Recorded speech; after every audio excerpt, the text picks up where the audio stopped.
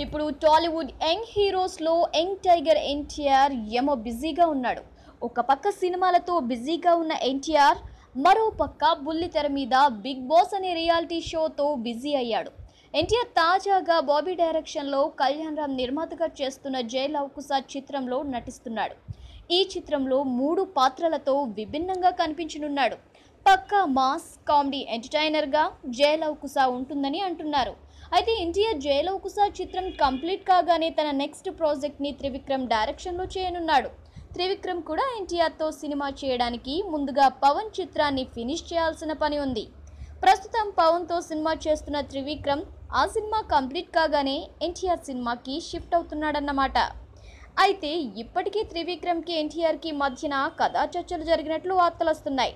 అయితే ఇదివరకే ఓసారి చర్చలు జరిపినా కూడా ఇప్పుడు స్క్రిప్ట్ ఫైనల్ దశలో ఉంది కాబట్టి మరోసారి ఎన్టీఆర్ని కలిసి కథని వినిపించాడట Trivikram.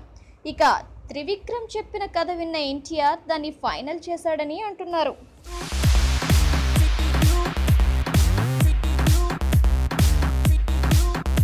Please subscribe our YouTube channel Plus TV.